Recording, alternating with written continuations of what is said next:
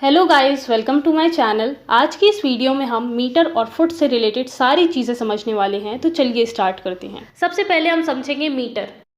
Metre poem में एक ताल की तरह काम करता है। पोयम में किसी वर्ड को बोलने में ज़्यादा जोर लगता है यानी कि ज़्यादा स्ट्रेस लगता है, किसी वर्ड को बोलने में कम जोर लगता है यानी कि कम स्ट्रेस लगता है। तो इस तरह से पोयम में एक ताल एक रिदम टाइप की बन जाती है, डी डम, उसे ही मीटर कहते हैं। गाइस, फुट और मीटर को समझने के लिए हमें सिलेबल को समझना पड़ेगा।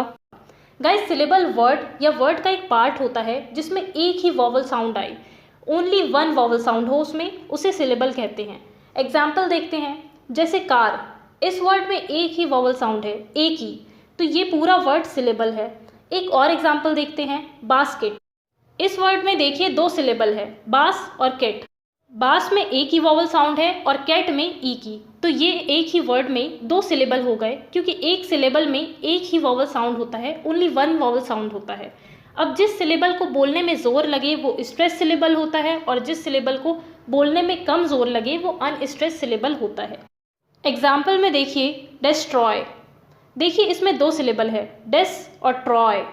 डेस को बोलने में कम जोर लग रहा है तो ये अनस्ट्रेस सिलेबल है, और ट्रॉय को बोलने में ज़्यादा जोर लग रहा है तो ये स्ट्रेस सिलेबल है। दो सिलेबल का जोड़ा या तीन सिलेबल का जोड़ा एक फुट कहलाता है। एग्जाम्पल देखते हैं, जैसे डेस्ट्रॉय, तो इसमें दो सिलेबल है, डेस और ट्रॉय, तो ये है हमारा एक फुट। दो सिलेबल मिलाकर बनता है एक फुट। गाइस, एक से ज़्यादा फुट होते हैं तो उसे हम फीट कहते हैं। फुट भी कई तरह के होते हैं, आयम, ट्रॉकी, स्पॉन्डी, एनापिस्ट, डेक्टिल। एक आयम दो सिलेबल का जोड़ा होता है जिसमें पहला सिलेबल अनस्ट्रेस्ड होता है और दूसरा सिलेबल स्ट्रेस्ड होता है।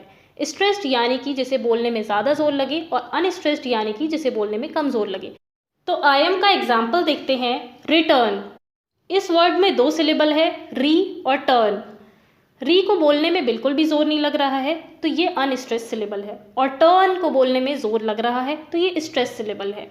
आयम दो सिलेबल का जोड़ा होता है जिसमें हमेशा पहला वाला सिलेबल अनस्ट्रेस्ड होता है और दूसरा वाला स्ट्रेस्ड होता है।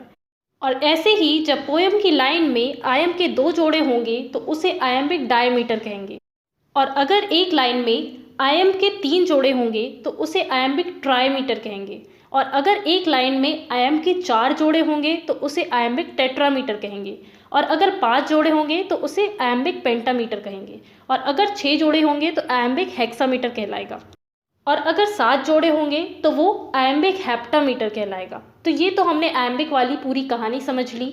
अब ट्रॉकी क्या है वो देखते हैं। देखिए, ये आयम का बिल्कुल उल्टा होता है। ट्रॉकी में दो सिलेबल का जोड़ा होता है, पहला वाला स्ट्रेस सिलेबल होता है और दूसरा वाला अनस्ट्रेस्ड होता है। इसका एग्जाम्पल है गार्डन। देखिए, इस वर्ड में दो सिलेबल है, गार और डेन। पहला वाला सिलेबल स्ट्रेस्ड है, गार, और दूसरा वाला अनस्ट्रेस्ड है, डेन। तो ये है ट्रॉकी। जब लाइन में एक ट्रॉकी होगा तो उसे हम ट्रॉकिक मोनोमीटर कहेंगे।